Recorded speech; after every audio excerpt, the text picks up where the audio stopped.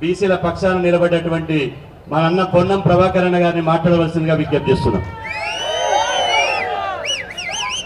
సభాధ్యక్షులు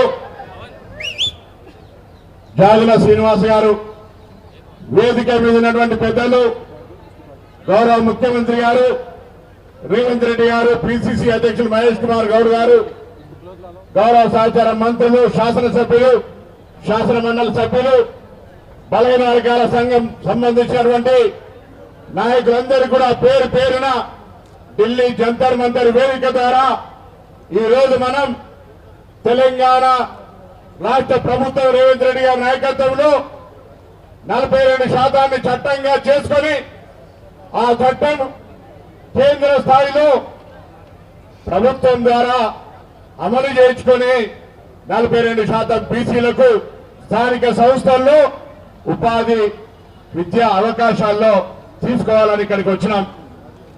ఈ సందర్భంగా వేదిక మీద జరుగుతా ఉన్నా, ఇది కాంగ్రెస్ పార్టీ సభ కాదు, బలహీన వర్గాల సంఘాల వాళ్ళు నిర్వహిస్తూ ఉన్నారు.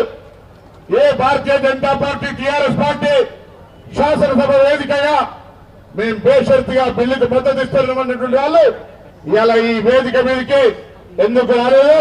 సిపిఐ సభలో మద్దతునిచ్చి ఇలా సిపిఐ పక్షాన నారాయణ గారు వచ్చినారు. దేశం మొత్తం మీద అనేక రాష్ట్రాల పార్లమెంట్ సభ్యులు ఇక్కడికి వచ్చినారు.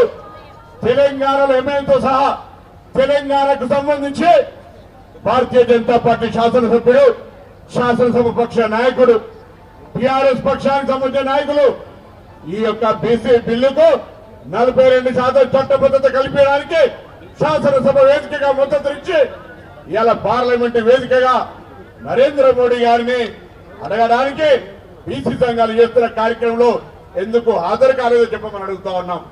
ఈ రోజు ఒకటే మాట, తప్పనిసరి పరిస్థితులు అనివార్యమైంది. రాహుల్ గాంధీ గారు ఏనాడైతే కన్యాకుమారి నుంచి కాశ్మీర్ దాకా యాత్ర చేసే సందర్భంలో వారికి ఉన్నటువంటి స్థానిక పరిస్థితులు అవగాహన కలిగి జితనే ఆబాదీ ఉత్తరే ఇచ్చేదారి అన్నారు. ఆ విధంగా కేంద్రంలో అధికారంలో రాకుండా రాష్ట్రంలో కాంగ్రెస్ ప్రభుత్వం అధికారంలోకి వచ్చిన తర్వాత ఇలా దేశంలో దిక్సూచిగా దేశంలోని 29 రాష్ట్రాలకు మార్గదర్శకంగా తెలంగాణ ప్రభుత్వం నిర్ణయం నుంచి నివేదిక దాకా ఇచ్చి చట్టం చేసి అలా ఢిల్లీకి పంపడం జరుగుతూ ఉంది. ఫిబ్రవరి 4, 2014 నాడు కేబినెట్ తీసుకుంటే ఫిబ్రవరి 4, 2020 నాడు శాసనసభలో పెట్టి ఈరోజు దానిపైన మనం ఒక నివేదిక తీసుకొని ముందుకు వచ్చినాం. కొంతమంది మాట్లాడతారు, తప్పులున్నాయి, లేదు ఇంకోటి ఉంది, ముస్లిం లేని.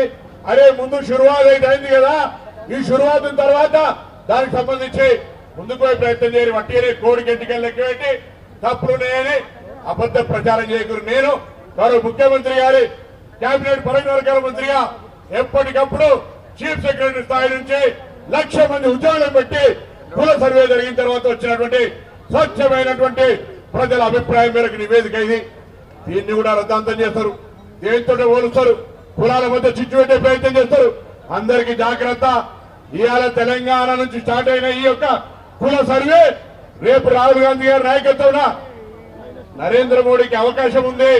చేస్తే మంచిది, చేయకపోతే రేపు రాహుల్ గాంధీ గారి నాయకత్వంలో ఈ దేశంలో కుల గణన జరిగి తీస్తుందని జాతీయ జనగణన हम करके दिखाएंगे అని లోక్సభలో గాండ్రించినటువంటి రాహుల్ గాంధీ గారి నాయకత్వంలో జరుగుతుందనే మాట మనం చేస్తూ తప్పకుండా అందరం కూడా ఇదవ సురేఖ గారు చెప్పినట్టుగా ఐక్యంగా ఈ సాధించుకునే వరకు చిరంజీవి గారు చెప్పినట్టుగా అదే సప్లాన్ గాని ఇతర అంశాలన్నీ కూడా తప్పకుండా గౌరవ ముఖ్యమంత్రి గారు కేబినెట్ అంతా కూడా సానుకూలంగా ఉంటుంది.